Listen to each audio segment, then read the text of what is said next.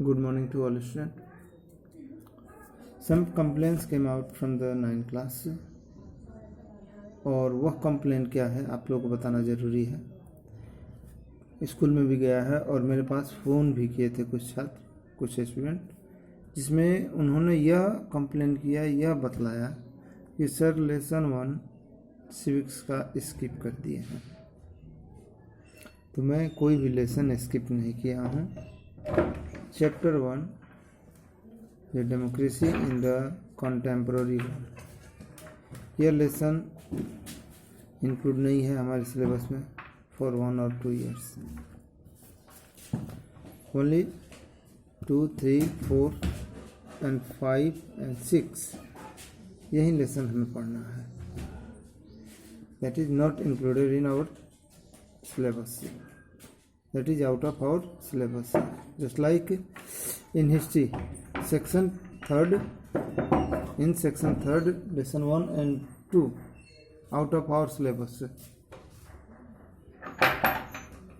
जो हमारे सिलेबस से बाहर है 1 and 2। उसी तरह से इन civics lesson 1 is out of our syllabus। only 2, 3, 4, 5, 6 हमें पढ़ना है।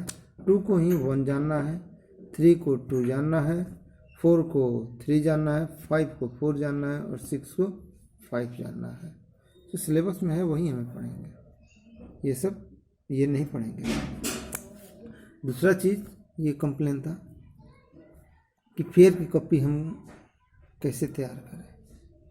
तो पहले 8 क्लास में आप लोग थे तो 3 बुक था, हिस्ट्री, ज्योग्राफी और सिविक्स।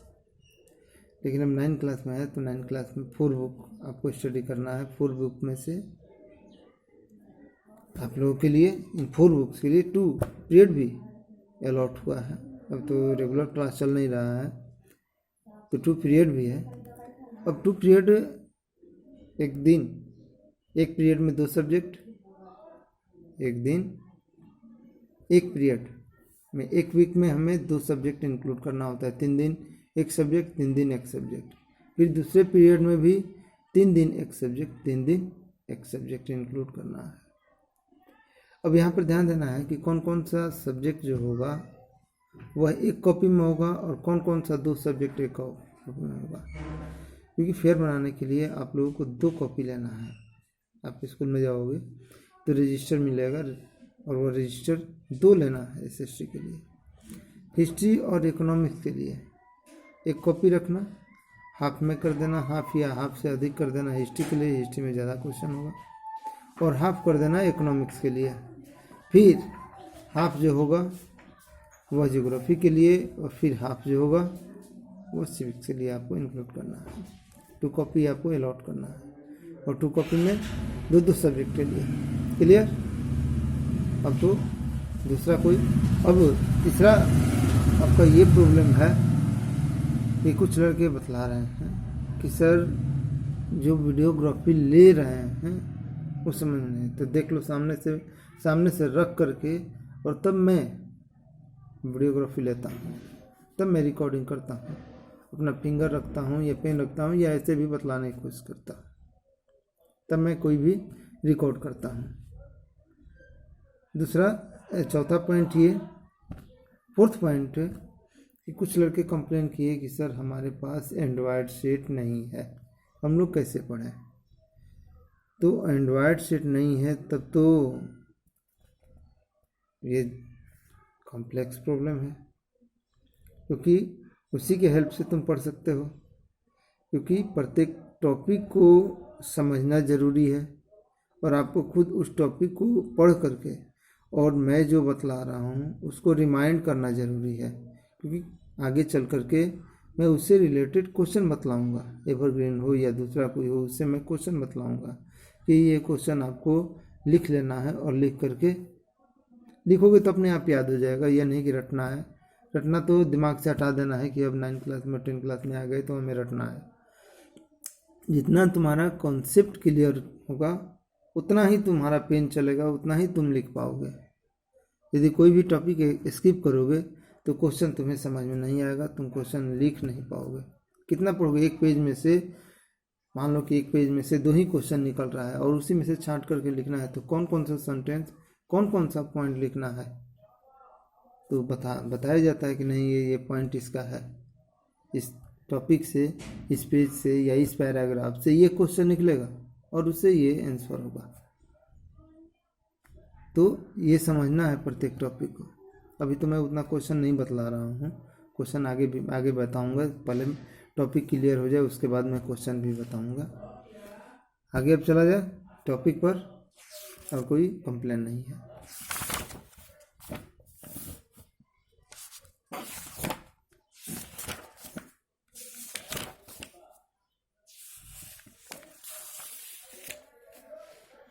ये हो गया था, a democratic government is a better government because it is more accountable form of government.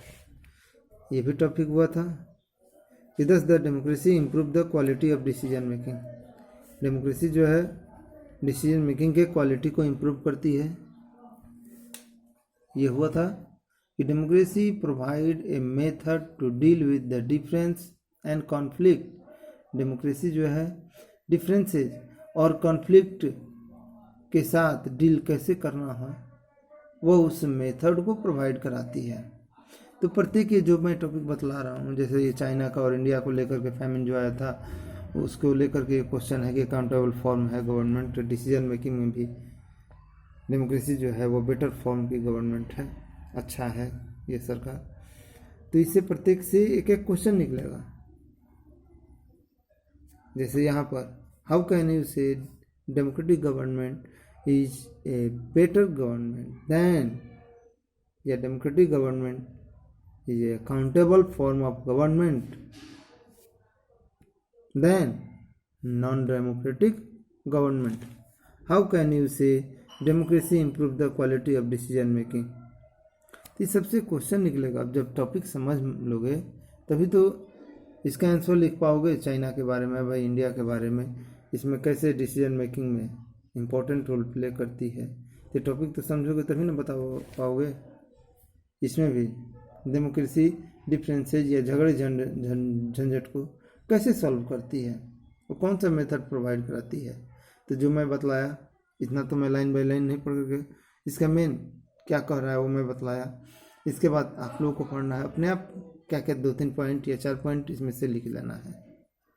तो इसका आंसर भी मैं इस क्वेश्चन और आंसर सब मैं आगे बताऊंगा अभी। और democracy enhance the dignity of citizen.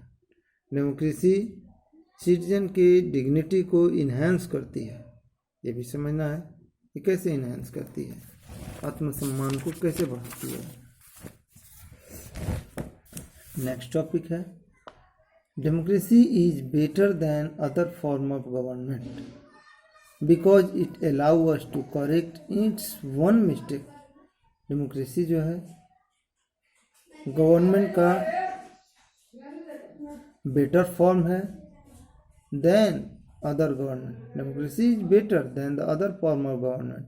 Democracy जो है दूसरी सरकार के स्वरूप से एक अच्छी सरकार है, क्योंकि यह किसी भी मिस्टेक को करेक्ट करने के लिए अलाउ देती है, जबकि नॉन डेमोक्रेटिक गवर्नमेंट में ऐसा नहीं होता है। क्लियर? नॉन डेमोक्रेटिक गवर्नमेंट में मिस्टेक को करेक्ट करने के लिए अलाउ नहीं होता है, जबकि इसमें मिस्टेक को करेक्ट करने के लिए अलाउ होता है। तो इसमें देख लिया जाए एक्सप्लेन या हाउ यही करके आ सकता है। तो इसमें देख लिया जाए no form of government can grant that. क्या कोई फॉर्म ऑफ गवर्नमेंट यह गारंटी नहीं देती है? तो किस चीज़ की गारंटी नहीं देती है?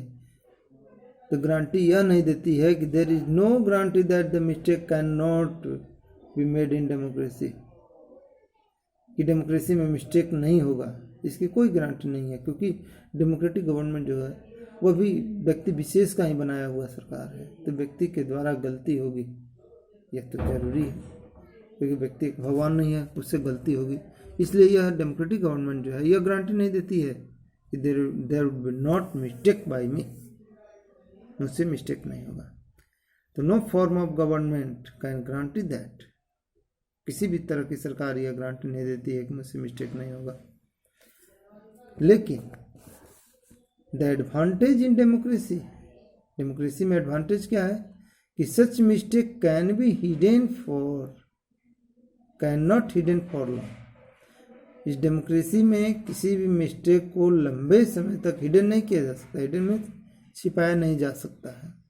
जबकि नॉन डेमोक्रेटिक गवर्नमेंट में मिस्टेक को लंबे समय तक छिपा दिया जाता है, बताया नहीं जाता है, या यदि हुआ है तो हटा दिया जाता है।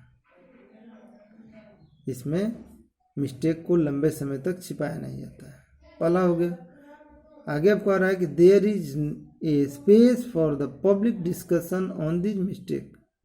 यदि मिस्टेक हो गया है तो पब्लिक डिस्कशन का स्पेस होता है इसमें। मान लो कि गवर्नमेंट ने कोई कानून बनाया, उस कानून का पार्लियामेंट में या असेंबली में उस पर डिस्कशन होता है, तो वही कह रहा है कि there is space for the public discussion on this mistake.